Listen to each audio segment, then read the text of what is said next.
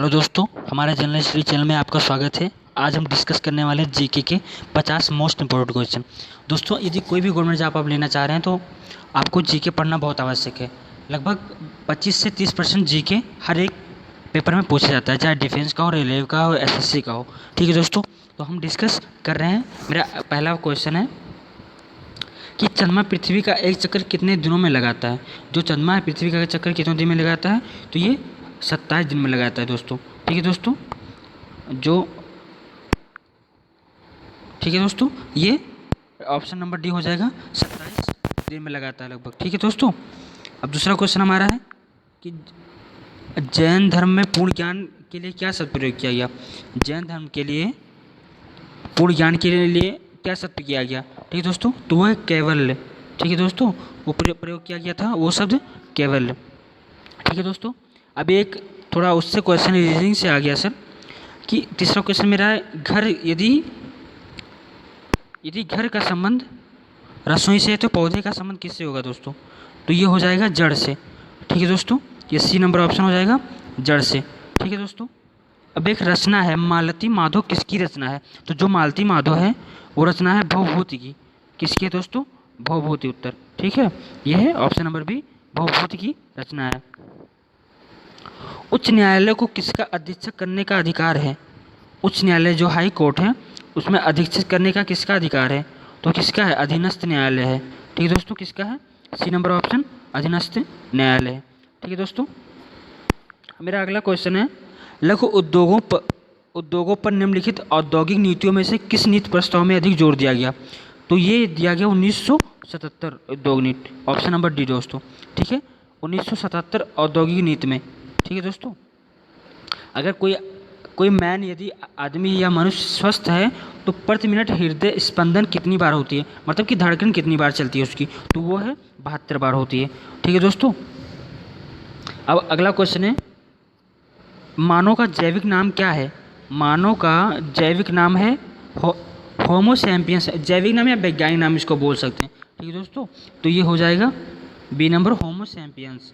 ठीक है दोस्तों, और हाँ, अगला क्वेश्चन हम अपनी तरफ से दे रहे हैं, मेढक का वैज्ञानिक नाम आपको कमेंट में बताना है। ठीक है दोस्तों, बाकी बाद में हम बता देंगे ऑफलाइन कमेंट में। ठीक है दोस्तों, और हमारा अगला क्वेश्चन है कि जो आज़ाद हिंद फौज की स्थापना कहाँ पर हुई थी। आज़ाद हिंद फौज की स्थापना ये कमेंट में आप जरूर बताइएगा कि किसने की थी, और जो ये आज़ाद हिंद फौज की स्थापना ये कहाँ पर की गई थी, तो ये दोस्तों सिंगापुर में की गई थी। कहाँ पे की गई थी, सिंगापुर में की गई थी। ठीक है दोस्तों, अगला क्वेश्चन हमारा है, जनसंख्या का सर्वाधिक भार पाया जाता है तो वो कहाँ पे पाया जाता है, एशिया महाद्वीप पे। ये क्यों पाया जाता है, इसलिए पाया जाता है कि एशिया महाद्वीप पे सबसे ज़्यादा घना आबादी है। ठीक है दोस्तों, शाहजहांबाद कहाँ स्थित है, तो वो स्थित है दिल्ली में। कहाँ पे स्थित दोस्तों, दिल्ली में स्थित है। अब हमारा अगला क्वेश्चन है, उत्तर भारत में उप हिमालय क्षेत्र के सहारे फैले समतल मैदान को क्या कहा जाता है, तो उसको बोला जाता है भांवर। ठीक है दोस्तों, क्या बोला जाता है, भांवर। अब अगला क्वेश्चन हमारे दोस्तों, दो या दो से अधिक तत्वों की मात्रा के विचार से एक निश्चित अनुपात में संयोग करने से बना पदार्थ क्या कहलाता है, तो यौगिक कहलाता है। यदि किसी दो या दो से अधिक तत्वों को मिला दिया जाए, एक निश्चित अनुपात में संयोग कर दिया जाए, तो क्या कहलाएगा दोस्तों, वो हो जाएगा यौगिक, ऑप्शन नंबर सी हो जाएगा। ठीक है दोस्तों, यदि दो तत्व हैं, ये दो तत्वों को ऐसे आपस में जोड़ दिया जाए तो क्या हो जाएगा, यौगिक हो जाएगा। ठीक है, MS वर्ड में स्पेलिंग को सही करने वाले सॉफ्टवेयर को क्या कहते हैं, ठीक, स्पेल उसको बोलते हैं spell check, option number C, spell check बोलते हैं उसको। ठीक है दोस्तों, और हमारा अगला क्वेश्चन है, एक बच्चा 8 अगस्त 1978 को पैदा हुआ, उस दिन मंगलवार था। ठीक है, वर्ष 1986 में उसका जन्मदिन किस दिन होगा, तो हो जाएगा मंगलवार। दोस्तों, ये रीजनिंग का क्वेश्चन है। ठीक है दोस्तों, तो ये आप सॉल्व, वैसे मैं रीजनिंग पढ़ाऊंगा तो आपको जरूर बताऊंगा ये सारी चीज़ें जितने भी इससे रिलेट करते हैं, लेकिन आपको एक कमेंट में बताना है, पूरा सॉल्व करके बताना है कि ये होगा कैसे। ठीक है दोस्तों, और हमारा अगला क्वेश्चन है, 80% से अधिक सेल में पाया जाने वाला पदार्थ क्या है, तो वो जो सेल में पाया जाने वाला पदार्थ जो पाया जाता है ज़्यादा जल पाया जाता है, लगभग 80%। आनंद भवन स्थित है, कहाँ पे स्थित है, तो आनंद भवन जो है इलाहाबाद स्थित है। ठीक है दोस्तों, भारत की सर्वाधिक महत्वपूर्ण मिट्टी कौन सी है, तो कौन सी मिट्टी है दोस्तों, जलोढ़ मिट्टी है, ऑप्शन नंबर ए, जलोढ़ मिट्टी। ठीक है दोस्तों, ज्वार भाटा को उत्पत्ति के संबंध में प्रगामी तरंग सिद्धांत प्रतिपादन किसने किया था? तो वो किया था विलियम वेवेल ने। अब ये बताइए कि ज्वार भाटा को क्या मतलब क्या कहा जाता है? ज्वार किसे कहते हैं, भाटा किसे? ज्वार उसे कहते हैं दोस्तों जब जल चढ़ता है तो ज्वार कहते हैं, लेकिन जब जल उतरता है तो उसे भाटा कहते हैं। तो ये ऑप्शन नंबर क्या हो जाएगा?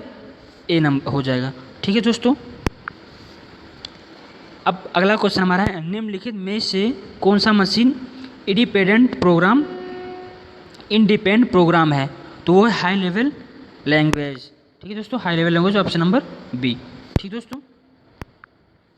अब क्या है अगला क्वेश्चन, भारत में किसकी स्वीकृति के बिना कोई भी सरकारी खर्चा नहीं किया जा सकता है? तो वो संसद है। ठीक है दोस्तों, वो क्या है? संसद है। ठीक। अब हमारा अगला क्वेश्चन है, निम्नलिखित में से कौन सा देश तांबे का मुख्य निर्यातक है? निर्यातक मतलब कि जो मतलब देश विदेश में जैसे भेजा जाए वस्तुओं को, ठीक है, तो वहाँ से आता है जो वस्तु, कोई भी वस्तु जो तांबा आता है तो उसको निर्यात बोलते हैं। ठीक।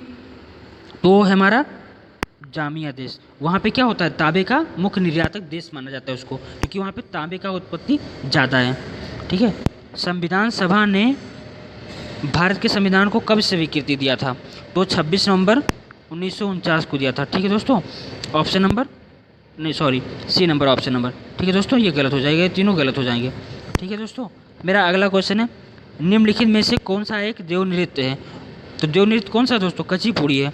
ठीक है, कौन सा है? Kuchipudi, option number C. ये हमें ये बताना है कि किस राज्य का है, कमेंट में ज़रूर बताना दोस्तों। ठीक है दोस्तों।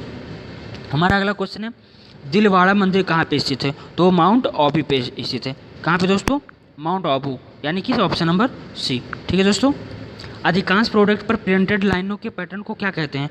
बार कोड्स। उसको बार कोड बोलते नहीं दोस्तों कि ये बार कोड पड़ा है, जो अधिकांश प्रोडक्ट्स पे प्रिंटिंग लाइन जो ऐसे ऐसे लाइन हो जाती है, जैसे मान लिया ऐसे वो बना होता है दोस्तों, तो उस पर ऐसे ऐसे बार कोड का ऐसे ऐसे लाइन बना होता है, तो उसको क्या कहते हैं? उसको बार कोड्स बोलते हैं, जो प्रिंट होती है।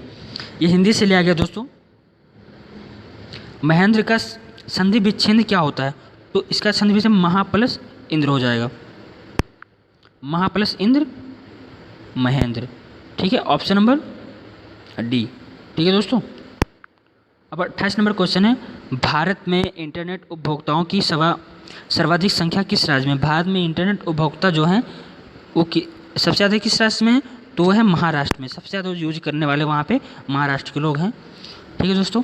अगला क्वेश्चन है, किस प्राकृतिक प्रदेश को विकास का प्रदेश कहा जाएगा? विकास का प्रदेश कहा जाता है, तो किसको कहा जाता है दोस्तों? मानसूनी प्रदेश को विकास का प्रदेश कहा जाता है। ठीक दोस्तों। भारत में अंकलेश्वर किसके उत्पादन के लिए जाना जाता है? तो किसके उत्पादन के लिए जाना जाता है दोस्तों? तो पेट्रोलियम उत्पादन के लिए जाना जाता है। किसके उत्पादन के लिए? पेट्रोलियम। ठीक है दोस्तों। सूर्य के रासायनिक मिश्रण में हाइड्रोजन का प्रतिशत कितना होता है? सूर्य के जो रासायनिक मिश्रण होता है तो वो 71% होता है, ऑप्शन नंबर सी दोस्तों। ठीक है। अब हमारा अगला क्वेश्चन है, भारतीय रुपये के नोट पर कितनी भाषाओं में नोट के मूल्य का उल्लेख लिखा होता है? यदि जो भारत का नोट है, जो मान लिया ये भारत का नोट है एक, तो उस पर देखें आप, कभी 1 ऐसे लिखा होता है, ठीक है, कभी वो यानी 1 लिखा होता है, ठीक है, जैसे मान लिया 100 है कभी, तो ये कितनी भाषा में लिखा जाता है? तो दोस्तों 15 भाषाओं में लिखा जाता है। ठीक है दोस्तों।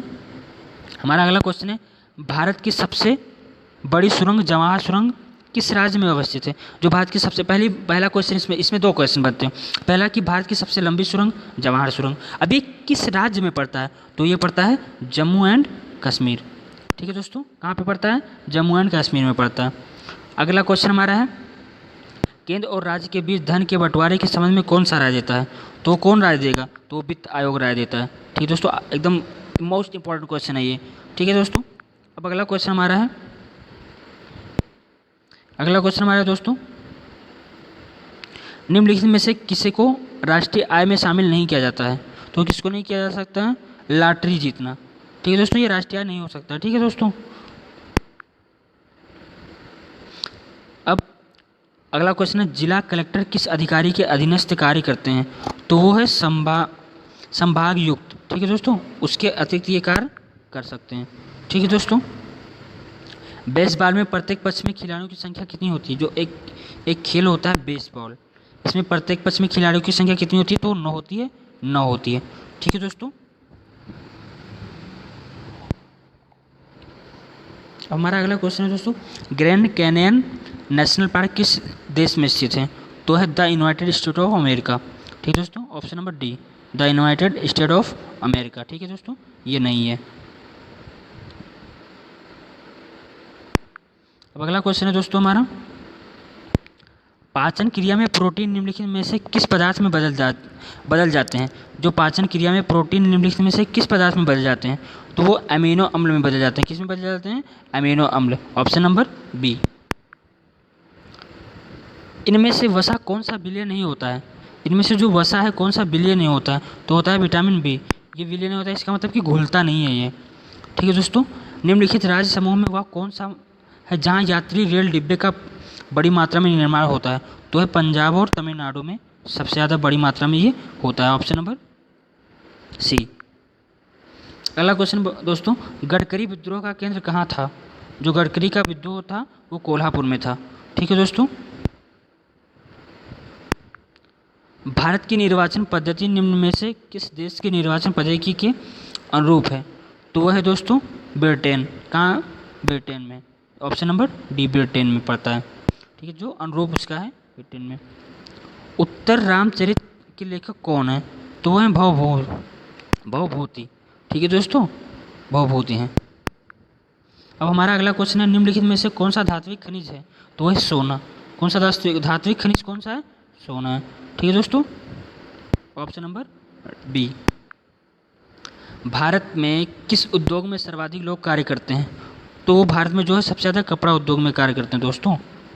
ठीक है, सबसे ज़्यादा जो है कपड़ा उद्योग में कार्य करते हैं। Option number B. निम्नलिखित में से कौन सा एक सागर बिना तट के है? ठीक है दोस्तों, तो बिना तट का कौन सा सागर है? सारगसो सागर। ठीक है, ऑप्शन नंबर बी। ओके दोस्तों, और हमारा अगला क्वेश्चन है, संसार की अधिकांश वर्षा निम्न में से किस रूप में होती है? तो वो होती है संवहनीय वर्षा। Option number D. नर्मदा और तापी प्रकार के डेल्टा का निर्माण करती है। तो वो करती है जॉर्दन मुखी डेल्टा। ठीक है दोस्तों, वायु में आपेक्षिक आर्द्रता मापन हेतु प्रयुक्त उपकरण है तो हाइड्रोग्राफ है। ठीक है दोस्तों, कौन सा है? हाइड्रोग्राफ। ठीक है दोस्तों, तो ये थे हमारे 50 क्वेश्चन। यदि आप 50 क्वेश्चन डेली तैयार करते हैं दोस्तों, या 100 क्वेश्चन, अगर मान लिया आपकी में कैपेबिलिटी ज़्यादा है तो आप 100 क्वेश्चन या 50 क्वेश्चन बहुत है आपके लिए। अगर 50 क्वेश्चन आप तैयार कर रहे हैं डेली, ठीक है दोस्तों, तो आपका बहुत ज़्यादा क्वेश्चन तैयार हो जाता है। ठीक है, और कोई भी आपको एग्जाम निकालना है दोस्तों, तो जीके मोस्ट रीजनिंग लोग कवर कर लेते हैं, मैथ कवर कर लेते हैं, लेकिन जीके में दोस्तों फंस जाते हैं, क्योंकि जीके एक भंडार है।